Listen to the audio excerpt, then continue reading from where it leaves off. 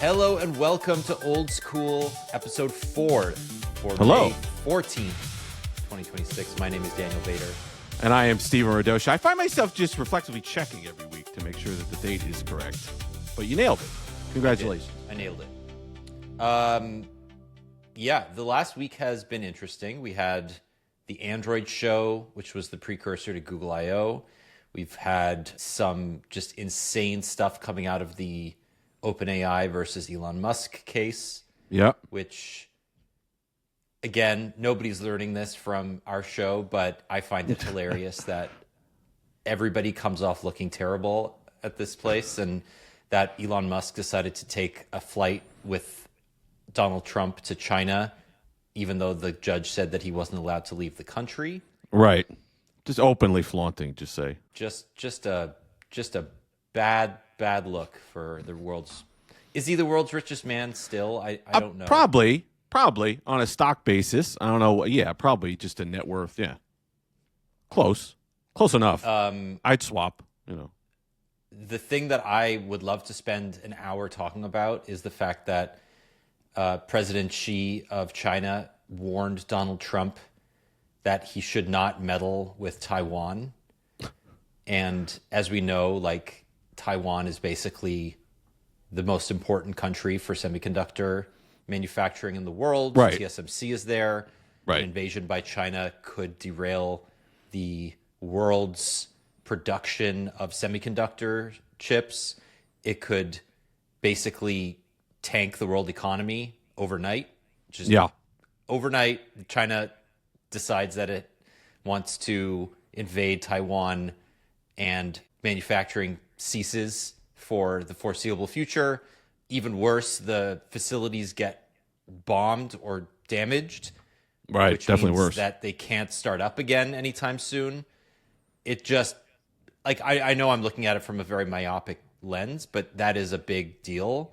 And Sure. The fact that the president of the United States is ingratiating himself to Xi, and Xi's first thing that he said publicly about their meeting was, FAFO, just don't do this. And Trump's like, yeah, no worries. Let's start today's show, I think, talking about some of what was announced at the Android show last week. I think this is interesting Definitely. for a number of reasons. I want to state, again, this is our 4th show, but I just want to make sure everybody who's listening understands neither of us are affiliated with Android Police anymore. No. We are not required to frame our episodes in from an Android perspective anymore. Correct. Our parent company does not control the narrative. Not to say that it ever did from... Yeah, we didn't do a very good job of keeping to that previously. No, anyway, we didn't. And I especially never did with Will, because Will and I would always go on these 20-minute tangents about Lost or how much Lost sucks. But I do just want to say, the goal of this show, for me at least, and I don't know if you agree, is to talk about what is interesting to us today and what interested us when we were growing up and how they relate. So today, the framing that I want to kind of get to is Google made a bunch of announcements around Android, and one of those announcements was the Googlebook platform.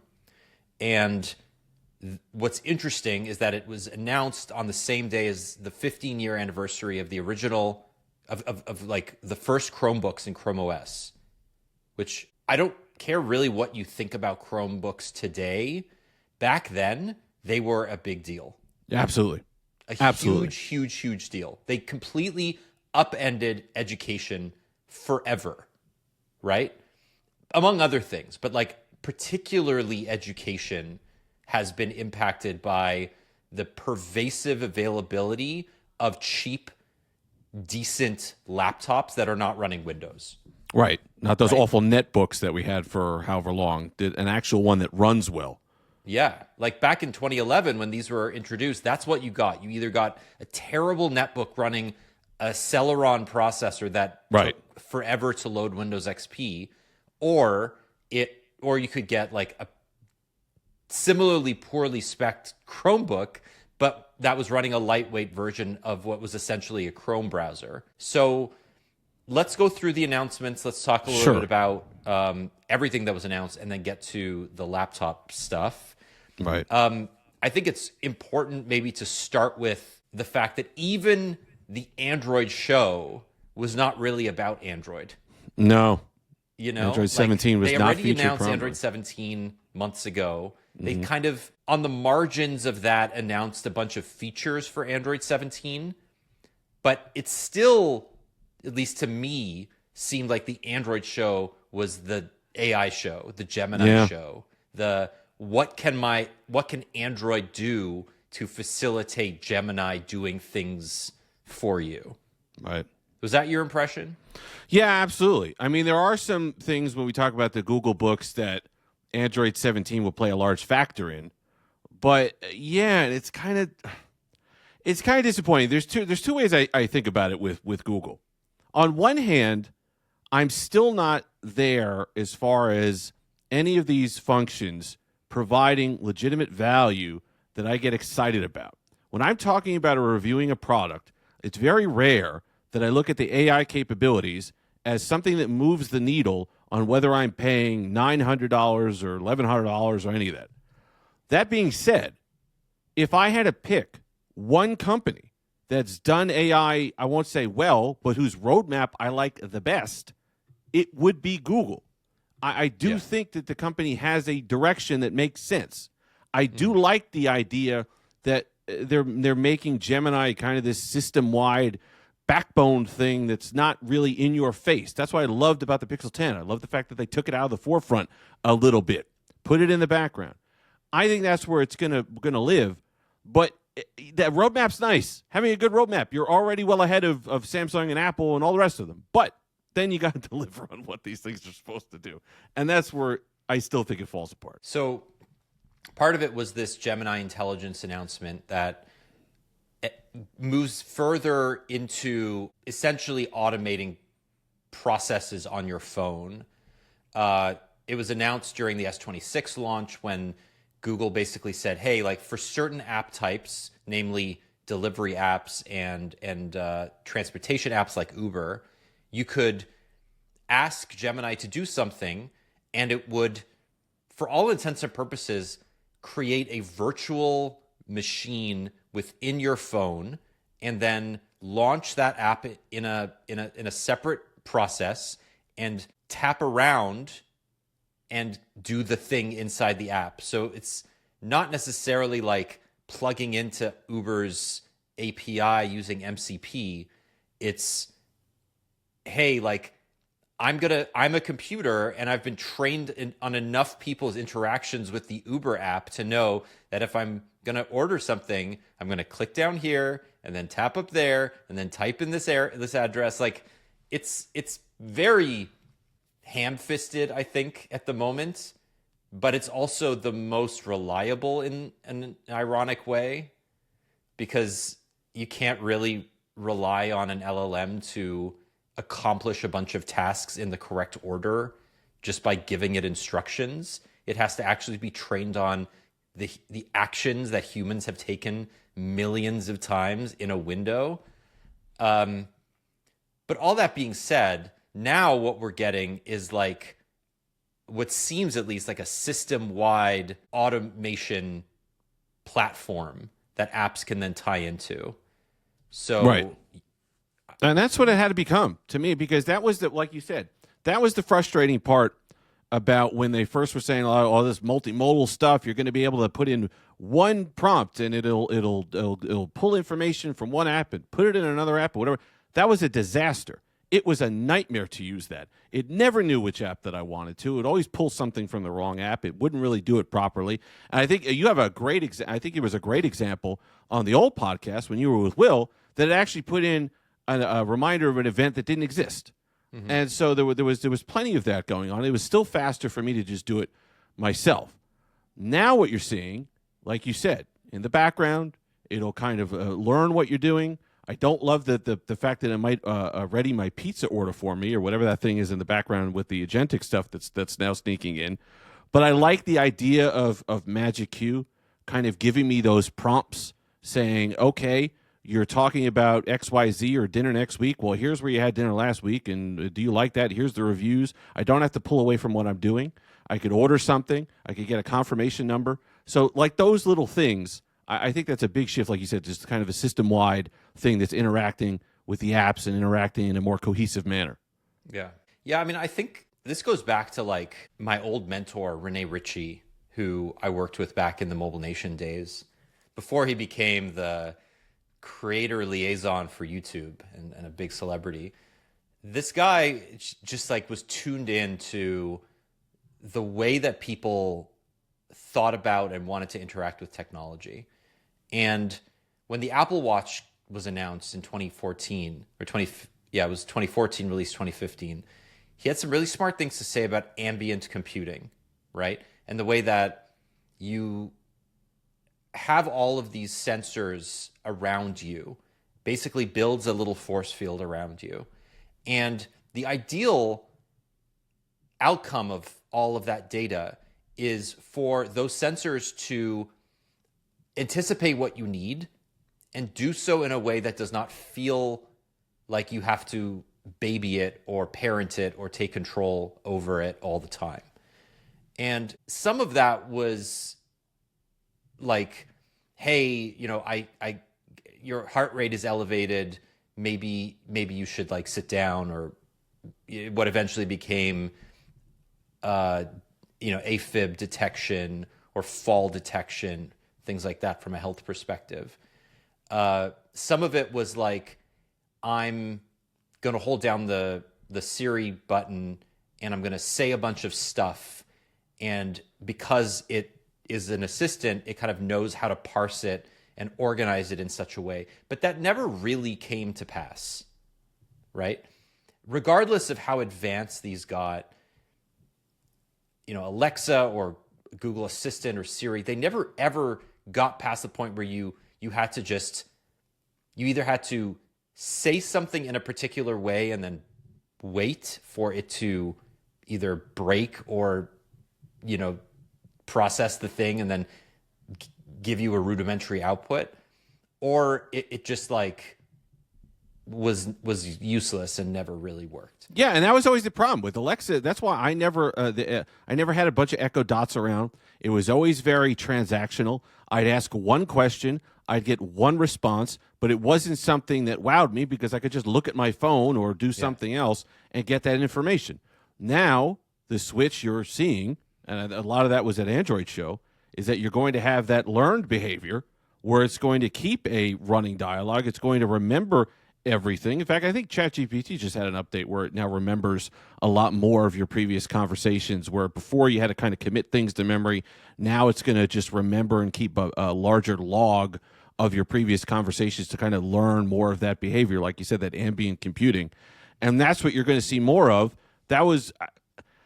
That's the double-edged sword to me. That's where it starts to get a little creepy. But at the same time, if you're excited about this stuff, if you want to use this stuff in your life, that's the jump that has to be made to turn it from being annoying, something you don't want to use, into something you don't even think about, and it just kind of enhances your life little bits at a time.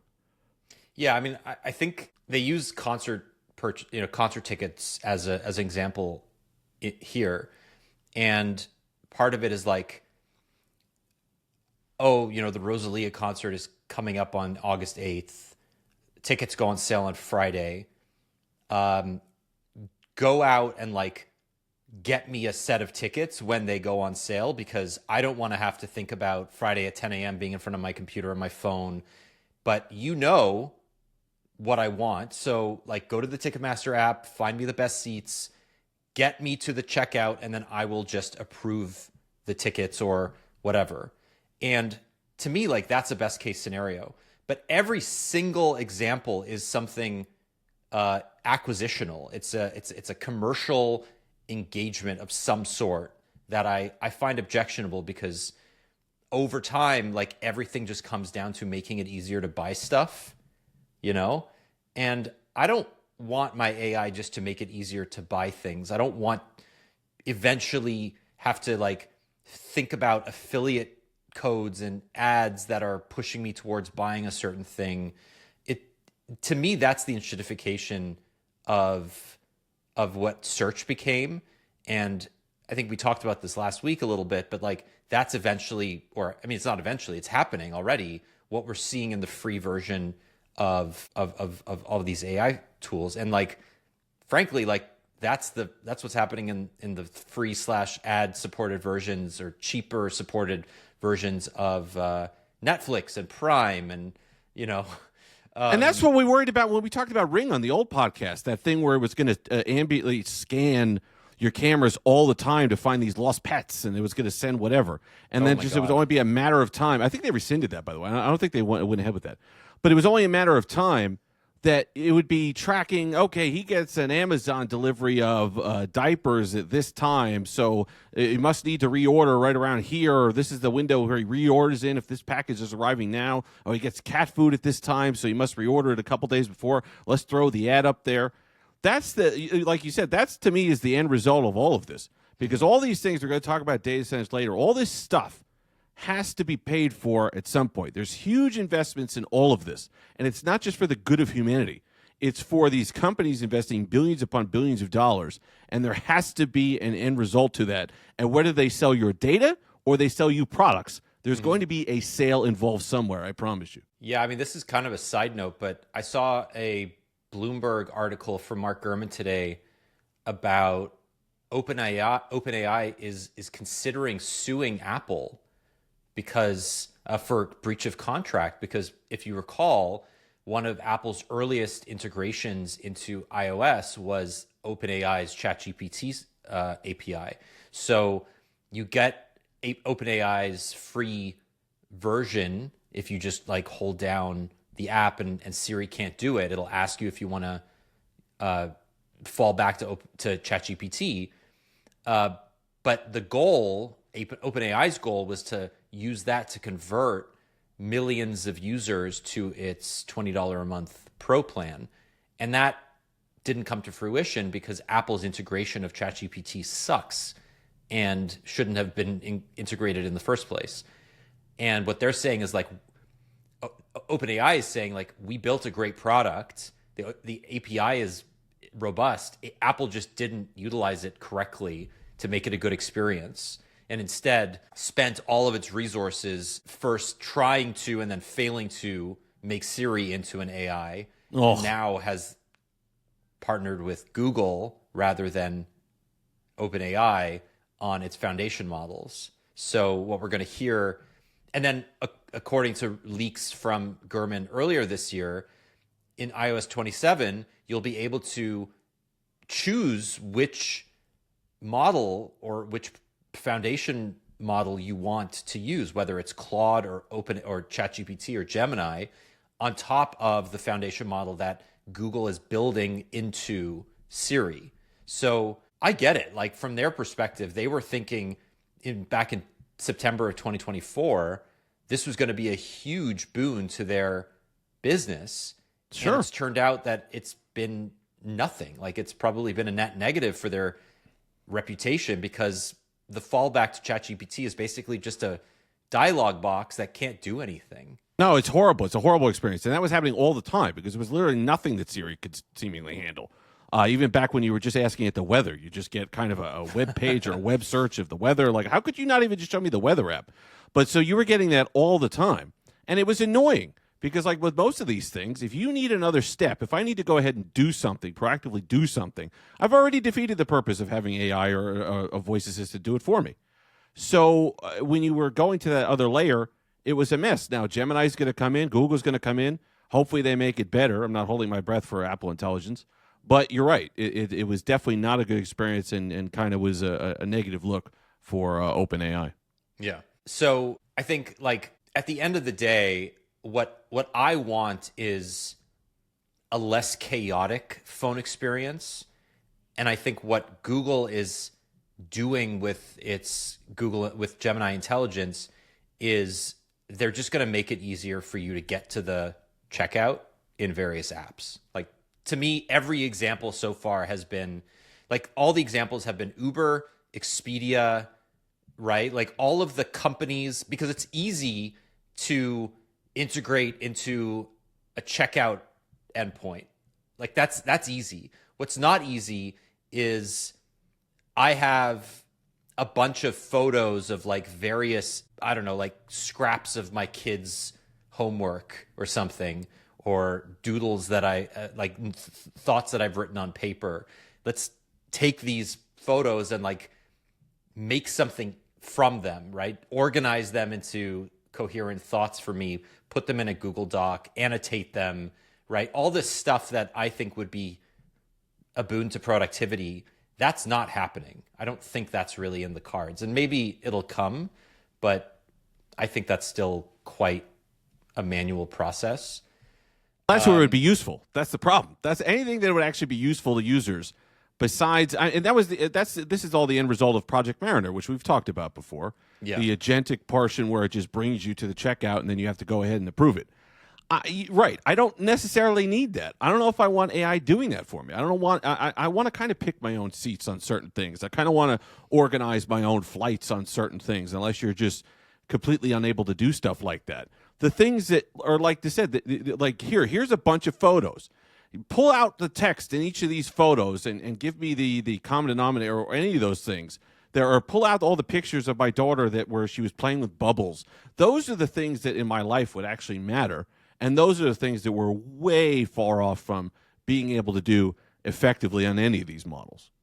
So, quick aside, last week, yes, or 2 weeks ago, was the end of my dodgeball season. We did a team photo, and 2 of our players were absent. So what I did was I took three of our players were absent. So I took their 3 kind of headshots that I had from WhatsApp, and I asked Gemini to integrate them into the photo. And the initial result looked promising because it didn't just like append those existing profile photos to the corners. It actually like made them into humans, and their arms were around people, and it looked 17 fingers? good. 6 fingers? How many fingers? But when you looked closer, every single face was just a little bit different than the real person. Oh, we had this problem. Yeah.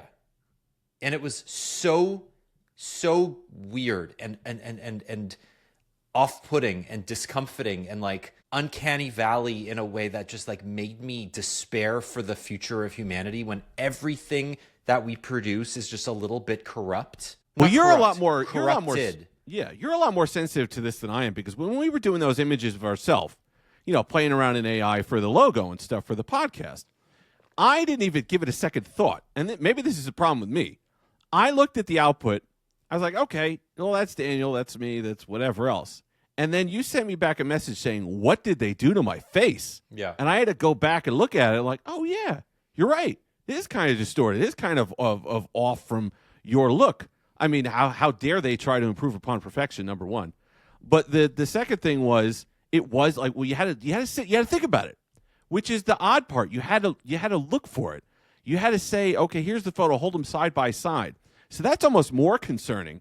The fact that it's not overt, it's not obvious, like where you just have a visceral reaction. We're like, oh, that's obviously not. That's whatever. It's just enough that you believe it, but it's still not reality. Yeah, I think my concern with building out features that center the user on Android or on Windows or wherever on relying on agents is that the mistakes are no longer super obvious. The hallucinations are not these massive Will Smith eating spaghetti that, looks like a cartoon. It's just off enough that you have to really look closely and discern and understand what you're looking at. And that part to me is what I'm uncomfortable with. Well, and that's a great segue into something you sent me, if you want to talk about that article about kind of giving up some of these decisions and over time, just getting comfortable where it's accurate enough. You're not quite understanding what you're giving up, and you get a little too comfortable, even though it's still making mistakes.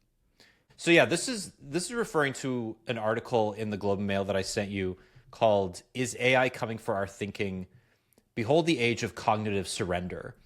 And I'd learned about this a few weeks ago when I was reading about the difference between cognitive offloading and cognitive surrender. And cognitive offloading is something we do all the time, right? We don't necessarily need to know what 4,386 times 302 is. We just rely on the calculator to tell us, and we believe the answer. But offloading is just this idea that for complex tasks, you can completely offload that responsibility to AI and take for granted that the thing that you are offloading, A, will be done correctly, B, you can offload it and not learn it, and then there will not be a cascading impact of that not learning, and three, that you will essentially get something. The result will be better, even if it takes the same amount of time than if you learned it yourself. Yeah. And I think what's interesting about this idea of cognitive surrender is you and I grew up at a time when like testing in schools was done a certain way. You're not always going to have a calculator in your pocket. So standardized testing came from a certain approach to pedagogy where you study, in some cases you cram, but you cram as much information into your brain as you can. You learn the sort of the frameworks of how to do things, right? Whether it's math or science or in some cases like humanities, but you learn the specifics of the thing as well as the framework for if you don't know that specific thing, you can give a competent answer. Or you can make a competent guess if you are doing a multiple choice test. And right now, I think it's very obvious that like education is being upended by AI because the cognitive surrender is total and people are just they're prompting AI to generate essays. The essays will all be, I guess, homogeneous and boring and usually not always correct. But then you kind of, it's like that dream where you wake up and you worry that you didn't graduate because you got that one fail and you never went to class. Like I get this dream all the time. I don't know about you. See, I didn't have that problem. Please, fail class. Come on. What was your high school situation like? My situation? What do you mean? Like what? What was your high school? What were you an academic? Were you a slacker? Like no, what I did was your well. Situation? I did well. I was one of the public speaking kids, so I always did well in class. Well, the problem was I was a slacker, but I didn't need to do. It's just not. I didn't. As long as I sat in class and I was there and I heard the information, I was good. I didn't do a lot of studying or whatever else, but that was the thing I needed to. I needed to hear it. I needed to be there. Now, if I missed a bunch of classes, then I was in trouble. But I needed to hear the information. And then I was okay. But I was an academic. Yeah, I was an academic for sure. But was it something that you cared about? Like, did you aspire to be? Because, like, there are people that work their asses off to get that 90. And there are people that are just smart enough to just, they understand the system. Yeah, the problem is I didn't have to try. And that has its own negatives. I didn't have to try to get that. So I was never working my butt off to no, look, everybody has their own talents. I had plenty of deficiencies, trust me. And that being able to do that stuff easily is not a benefit for a kid. I'll tell you that right now.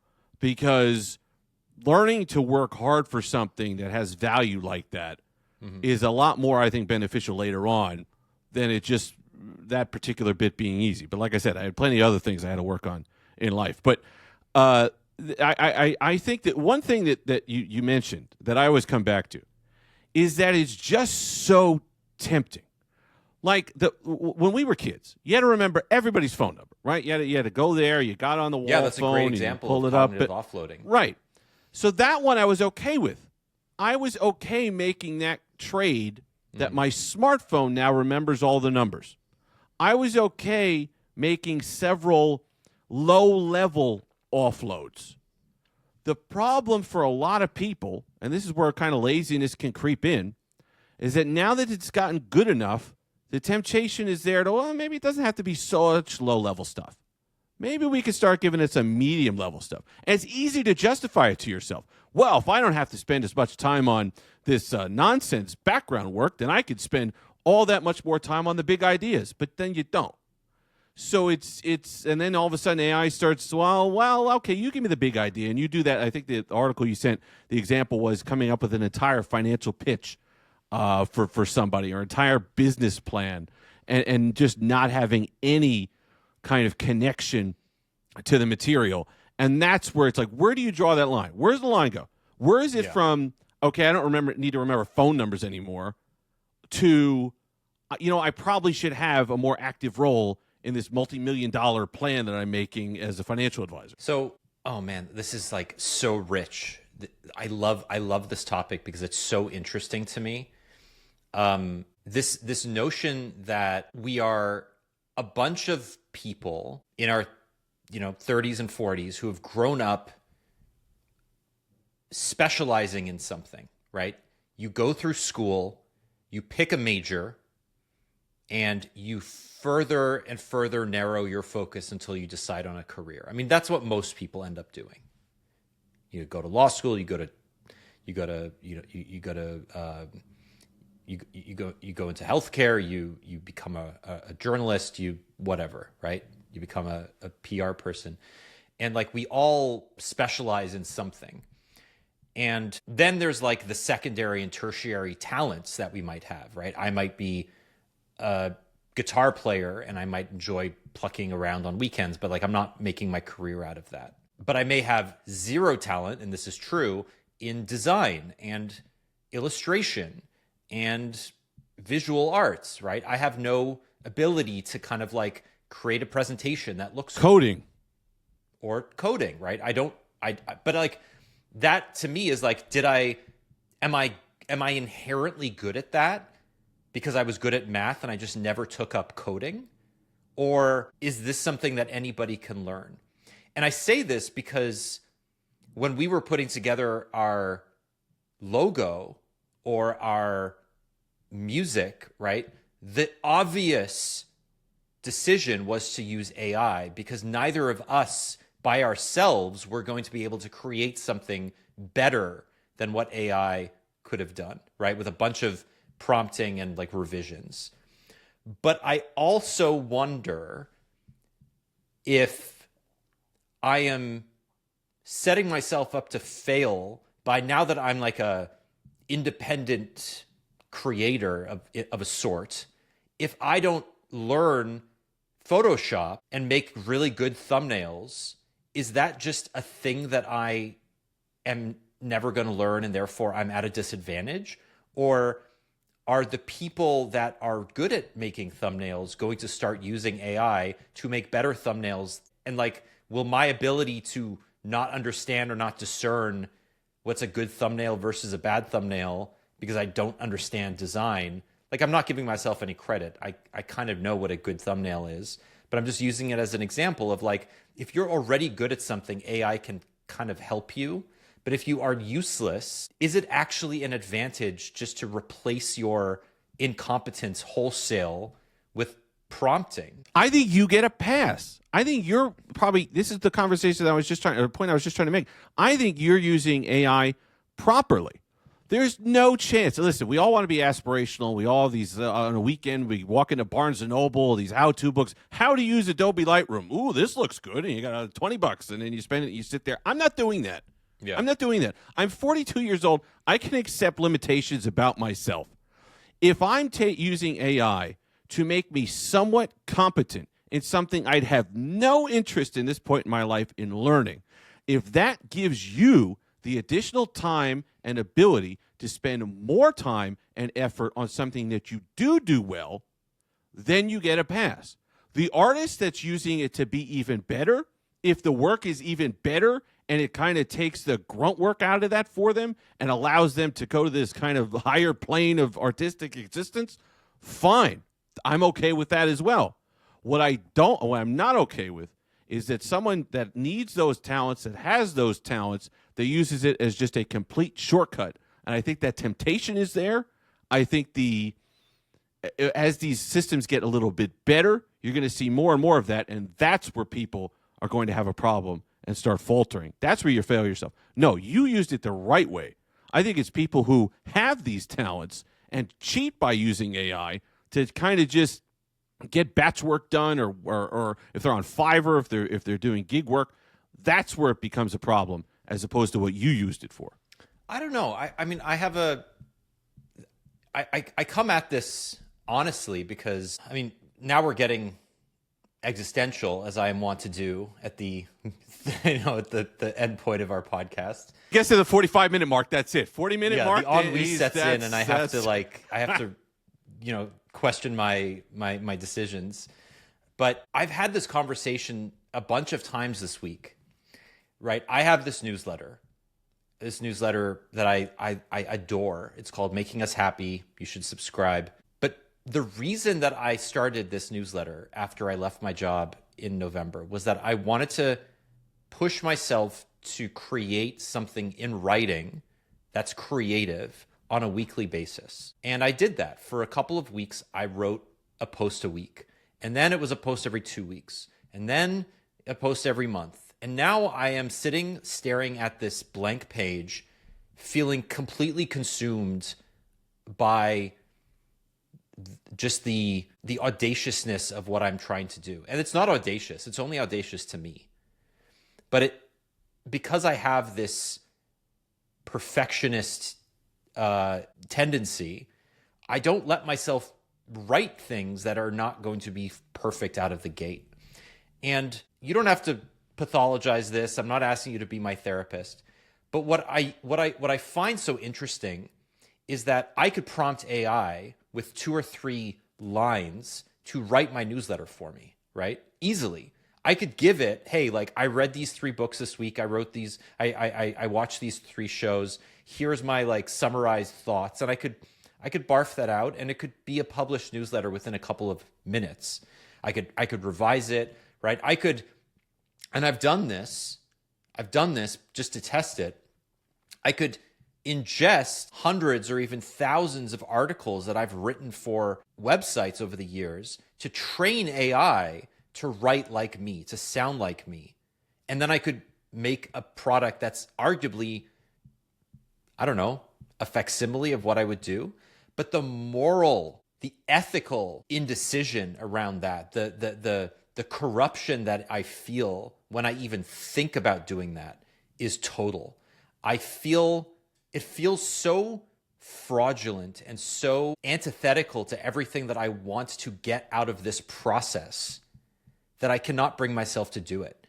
So I wonder, your example of like, I'm a talented visual artist and that I'm using AI to augment the output into making it, quote, better. What is that? I don't even understand what that is, because I've never seen a piece of AI output something creative. And yet I use AI all the time for things that are productive.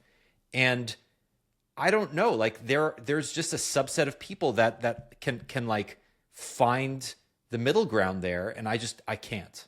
No, it's I think it's just tough. It's not human nature. And I think the only, each individual can ask, where do you find the value? To you, the value of writing your newsletter is in that the creative outlet. That's where you find value. You're not going to get that by having AI write it. What we were doing for whether it was the music, the theme, or the whatever, that was, hey, this is a hurdle that would normally be more annoying than it has to be.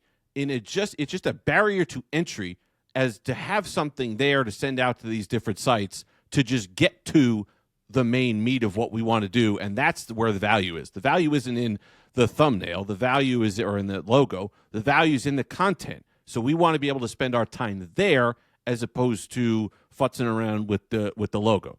So it's where each individual person assigns value. Now, you said you're looking at a blank page. You get inspiration from the AI. What if an artist has a concept for something bouncing around in their head, and they said, I don't even know where to start. Type it into a prompt, get a result. It's nowhere near where they want to be, but it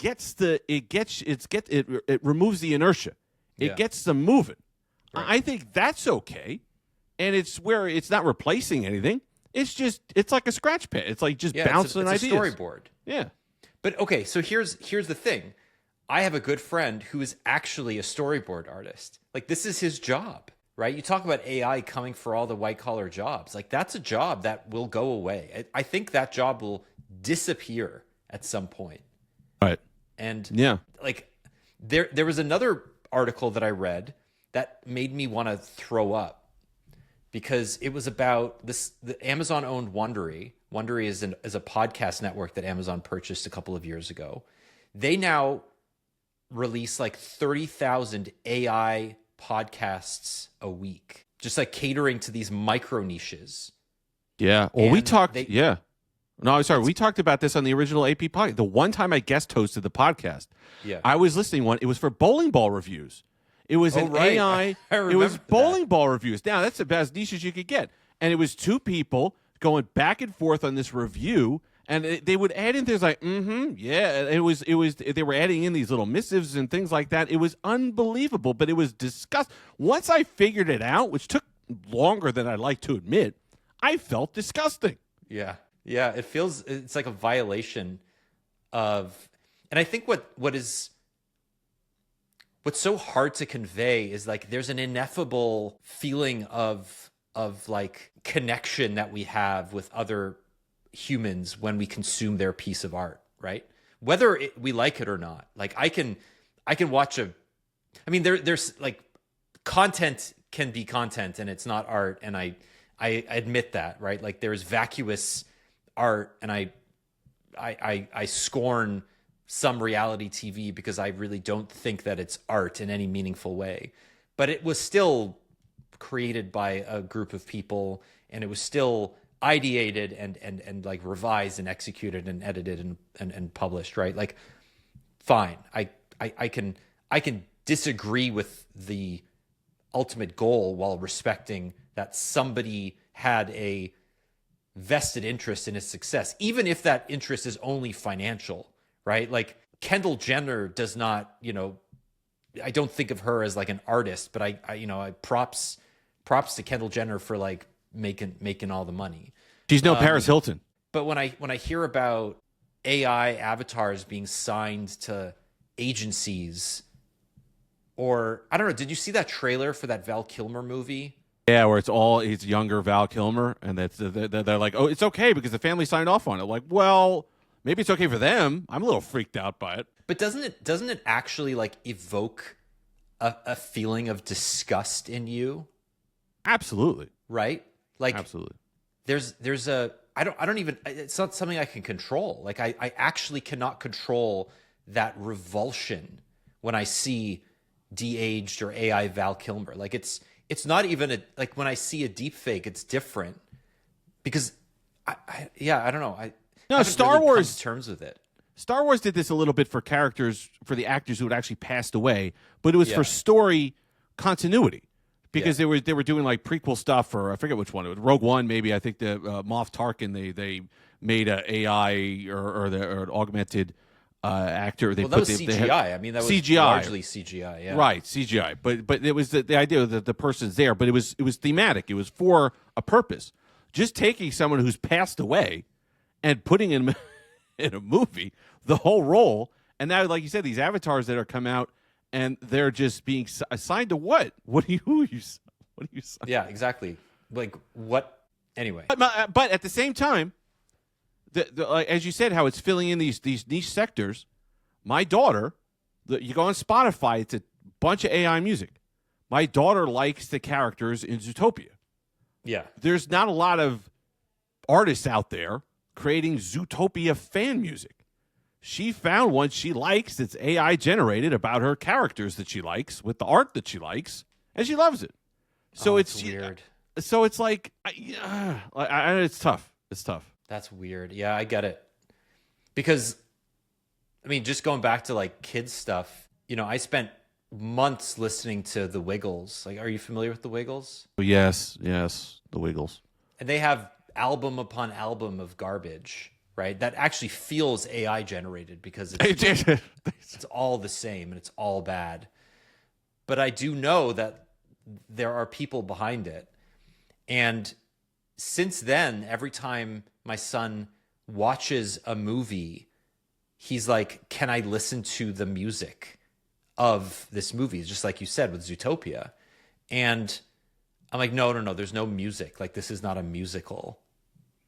Lilo and Stitch was a recent example where like there are a couple of songs that they made, but it's not a musical.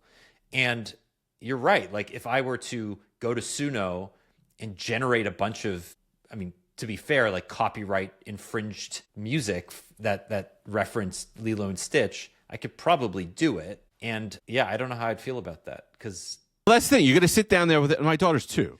She's asking for that. Am I going to sit down with her and explain to her it's not a music, it's whatever, it's not. We'll get you the soundtrack with some instrumentals. No, she's going to sit there, stuff her face full of blueberries, and demand Judy Hopps music.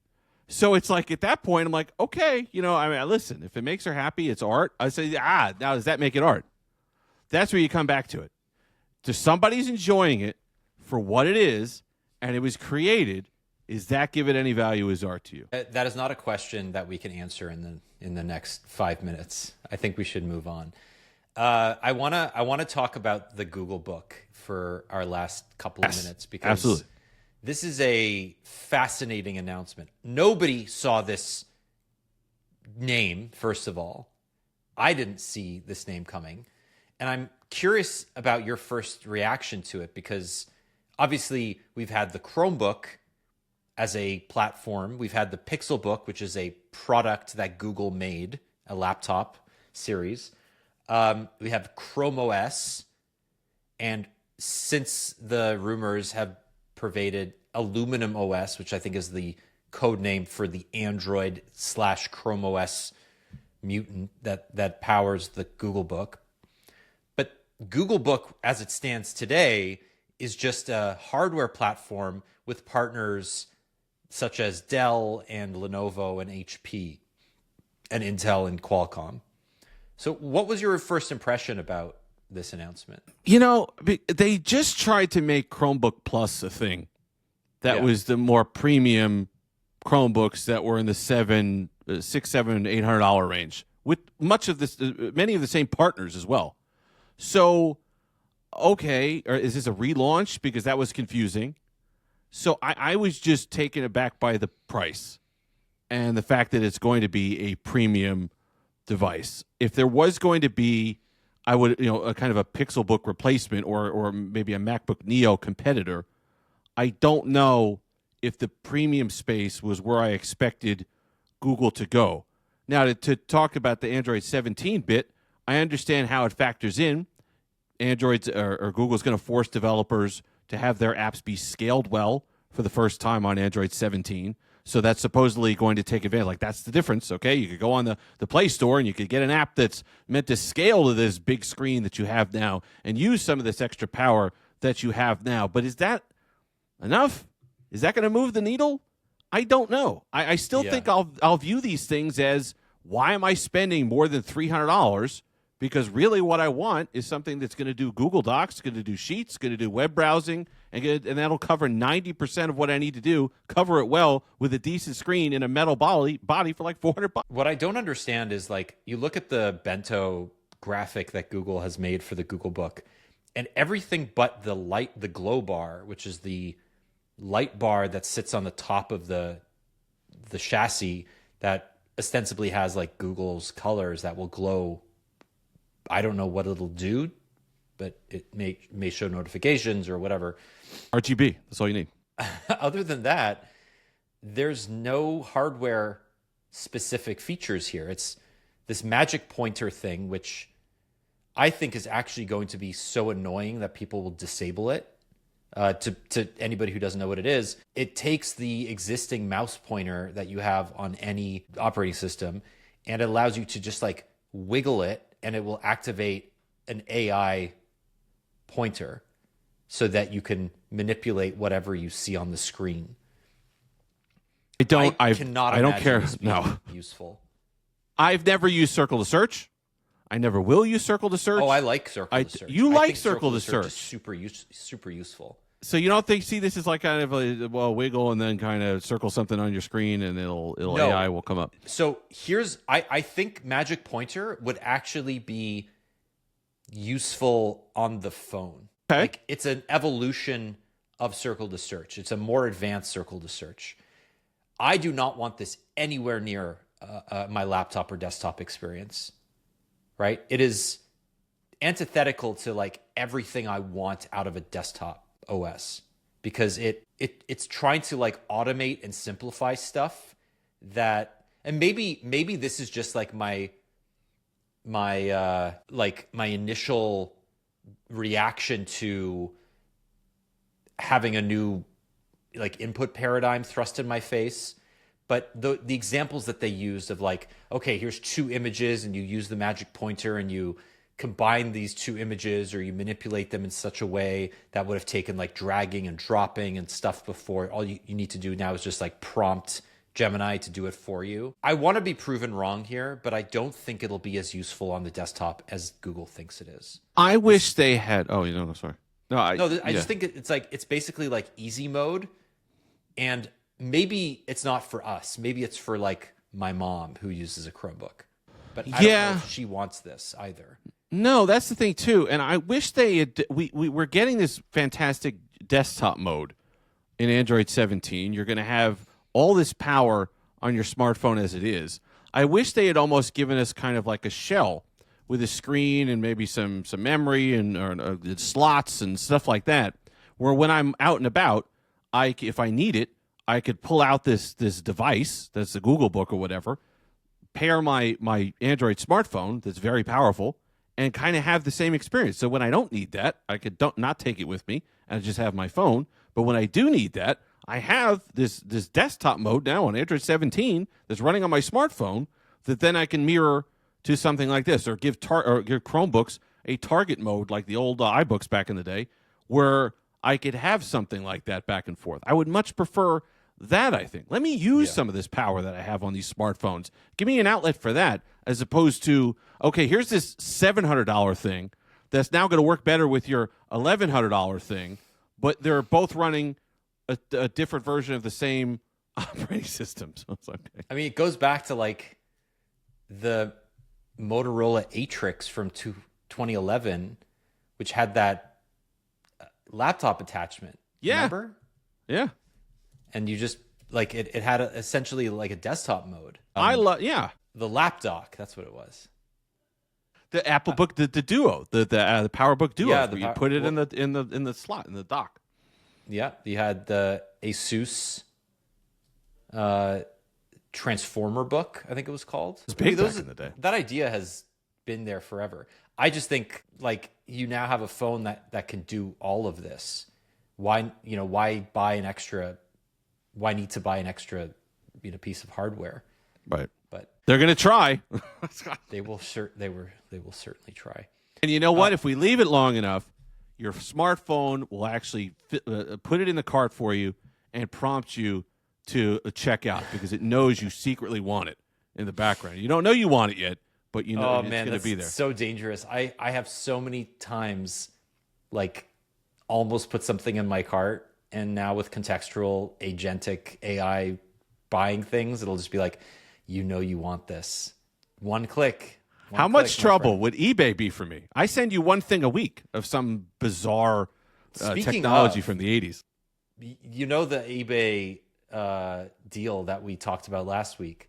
That fell through because eBay soundly rejected it. Soundly. Just like, they listened.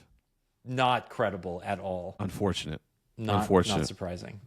Yes, they listened. They said that they heard you. They heard your skepticism in your voice. Yeah, right. Okay, I want to know, just as we kind of end the show, what was your like first laptop experience? What was like? I know you have some crazy laptops, but like, when you bought your first laptop, do you remember anything about it? The first laptop I bought was the first laptop I had bought for it. My parents got me a compact Armada back in the day that had the battery on the back, and the battery cell was actually a handle that you could kind of turn down and carry it with you. It was a Pentium 120. with I don't even know how much RAM. It was maybe 16 megabytes of RAM. The first one I actually used was a PowerBook 100. That was the one right after the portable, and it was. I still have a couple of them upstairs. I have a 180 upstairs, and I have a 165C, which is a passive matrix color PowerBook, but the old ones with the trackball in the middle, and that was their thing. Well, before Apple, the PowerBooks, the ones in the early 90s, laptops, the keyboard, if was towards the front, there was very often not a pointing device at all because you're still running off a DOS, and many of them didn't have pointing devices, or if they did, they were awkward. But the keyboard was at the front, so there was no place to put your palms. The PowerBook not only gave you a trackball, which was revolutionary at the time, and active matrix displays, which was beyond. When you were looking at that, it was like looking at HD television for the first time. And it gave you a palm rest that we have today, where the keyboard is at the back of the frame of the unibody of the device, which is like today you're like, why wasn't it always like that? But it wasn't. So one day I think you need to give us a tour of all of your I'd love this. It's getting. I have a PowerBook. For some reason, I collected that era. The 90s era of Mac stuff is very fascinating to me. And I have multiple PowerBooks. I have a PowerBook G3, which was the Pismo, which is the bronze keyboard version, which was the one that when Steve Jobs came back. I have a PowerBook 3400C, which is my baby. That was a huge behemoth. I think it was one of it was either the first one to ship with a CD standard, or that was the PowerBook 1400, which I also have, which came with a clear acrylic back that you could slide up. And Apple in 1997 was shipping these kind of things for different artists, and they commissioned different artwork and no AI. And you could put each one in and then kind of cover it with the acrylic back. There was so many. I have PowerBook 540C, going all the way back. I've all the way back to the beginning. I want a Macintosh portable at some point, but they're all $800, and it was literally like a car battery in that thing, like a lead acid battery. That if once it discharges, it was a nightmare. So there's so many things that are very interesting about old portables. I love old portables, old ThinkPads. I love them all. I think we need to have. I'm sorry to tell you, a website for our old school. I love it. Blog. I love it. Our old school podcast that will allow you to write about all of these things. Gemini can code it. It's perfect. I can just right. put the prompts in and we're done. Okay, I think that is where we're going to leave it today. I like it. I like how we come in with, this is a good sign, by the way. We come in with like 9 things. We get to 1, and we're able to fill the entire hour. And I think that's a lovely way to do it. I actually enjoy that quite a bit. Me too. I think people don't want to listen for more than an hour. All right, that's the show. Thank you so much for listening, watching. If you read the transcript, that's fine too. Seek help. We'll be back next week. Until then, we'll talk to you soon. Bye-bye. Bye.